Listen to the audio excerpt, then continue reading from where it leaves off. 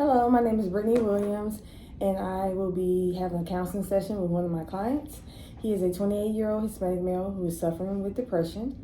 The client has talked about persistent feelings of sadness and having trouble with day-to-day activities. He's experiencing lack of sleep, loss of energy, and having a hard time concentrating. He seemed anxious in our last session. He values family unity, respect, and tradition. They are very important to him. He places his family's needs before his own. He told me that therapy is his last resort because in his culture, strength is gained from family. Therapy is seen as a cultural stigma and can lead to embarrassment in the family. We discussed his heritage and his views on counseling. We came up with a collaborative approach to see what works best for him as far as interventions. He will share more of his story today. He just started his teacher certification program and doesn't have a lot of time to spend with his family, which is causing conflict. In the previous session, we discussed how his cultural values may be clashing with his societal expectations. He also mentioned feeling stressed because of the teacher certification program and having feelings of isolation and depression because of the need to be strong all of the time. Okay, come on in.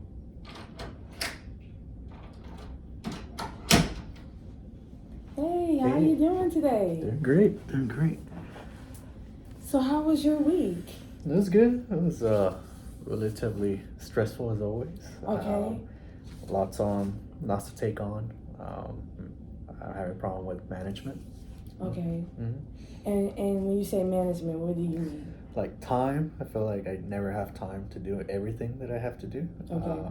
That causes stress. Okay. I have to do a lot of work, and then work, and then I have the teaching certificate, and then family. So it just piles on. It seems never ending. Okay. Yep. And when you say family, how is that being stressful for you? So I think it's just the stress of knowing that there's so many people depending on you. For sure, my father doesn't work, so it's my mother.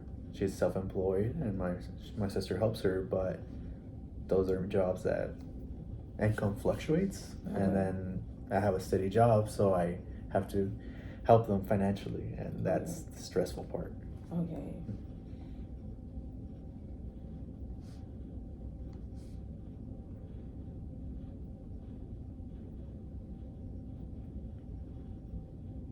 So have you talked to your family about these different feelings that you're feeling?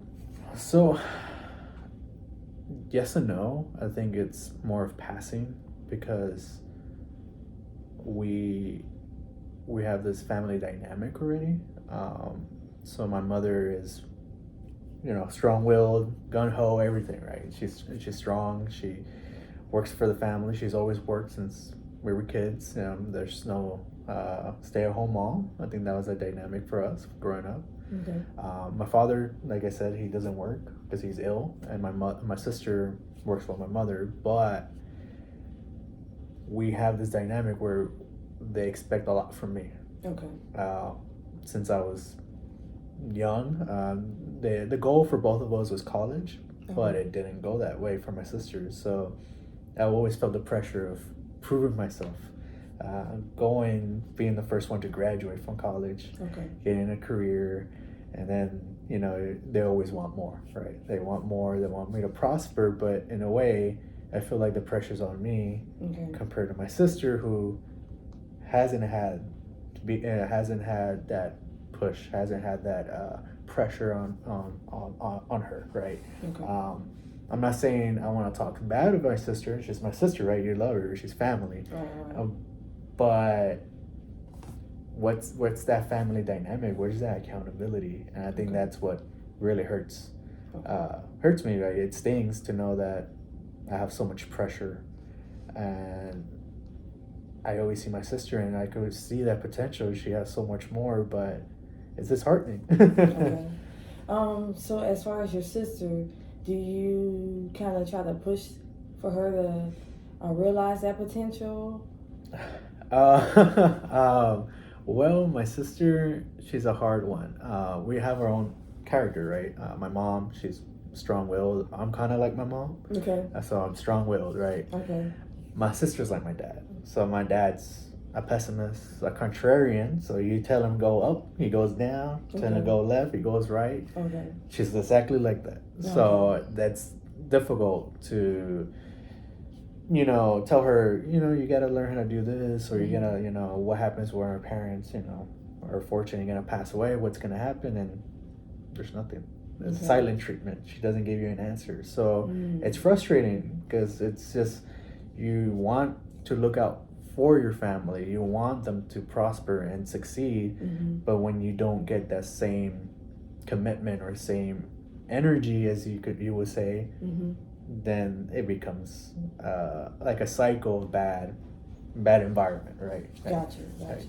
Okay. So how often does your sister help you with your parents?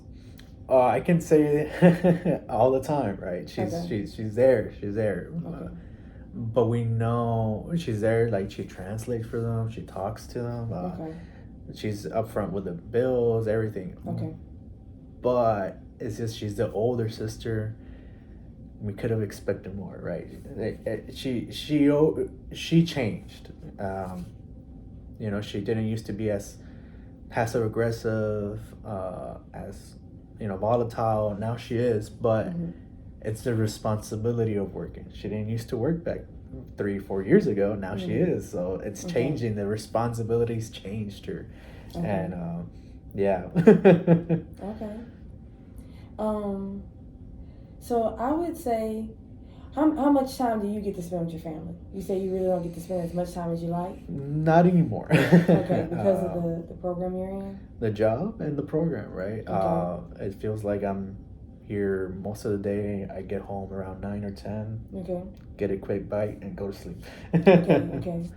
So I would say maybe we could put together a schedule of planning out your activities where you can make time. Maybe it's 30 minutes or an hour for your family, at least a week. Maybe it might be going over to their house for a Sunday dinner, or just making a schedule where you can prioritize your school, your work, and your family. Yeah, that would be great. I mean, it's been relatively difficult talking about it because in Latino culture, it's this whole machismo thing where the man is the sole breadwinner and the strong character. He doesn't talk about feelings. He has to just suck it up, right? And it's never been like that in my family, right? My mother, she's always worked, and she's always been the head of the household, but at the same time, like I've said, she's a strong-willed person, and she projects that to me.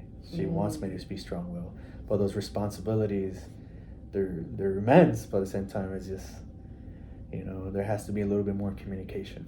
Okay. And how do you think you guys can work on that with her being strong-willed? I think it's just finding a common ground. It's just her pushing me to the extent of just of being unrealistic, right? It's a different culture, right? I grew up here in the United States, and we have a different idea of what family is, right? Family, for her, is just go above and beyond, always for family, right? But at the same time, you can ask too much, right? So that's the thing. So I know that therapy can be seen as a stigma.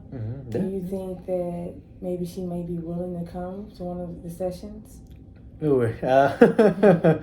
Maybe her. She's a little bit more approachable. My dad, definitely not. My dad, he's nothing to do with that. He doesn't.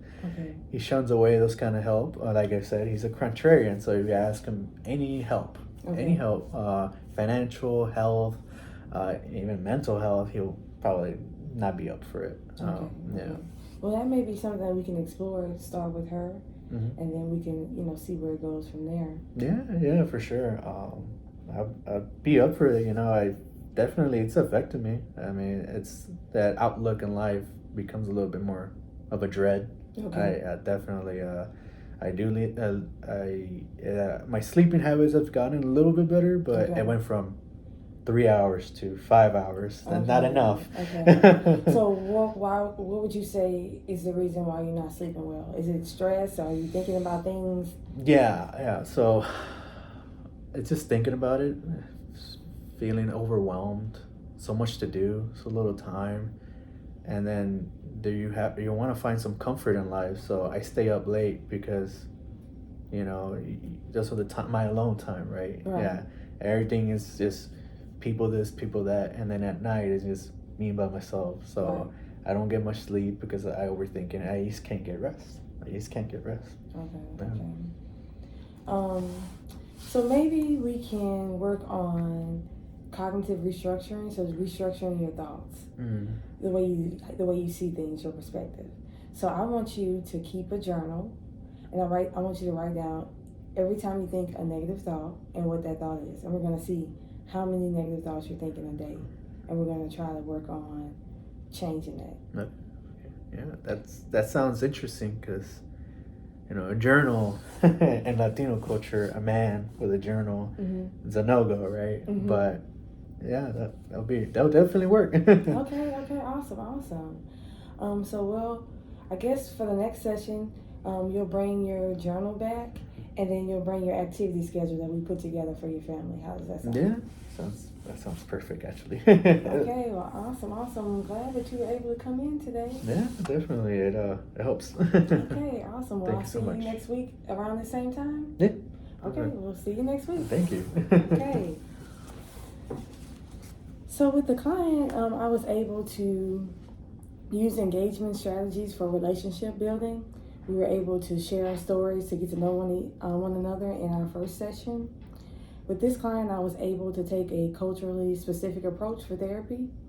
I took into consideration his lifestyle, his cultural values, and I wanted to see how they affected him with his depression. We also worked to establish that trust with the client through therapeutic alliance, and I wanted the client to know that I am credible as a counselor as well.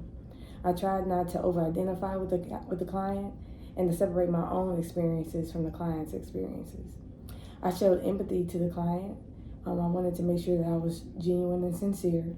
We also practiced setting goals, and we used customized therapy plans with the self-monitoring and the cognitive restructuring. I also practiced positive regard with my client. I wanted his feedback to make sure that the therapy interventions that we chose were appropriate. I was culturally aware and sensitive to his problems and his needs. I was knowledgeable about the client's culture, and I was able to use my counseling skills to communicate with the client. I saw the client as encountering different problems and issues, not that he is the problem.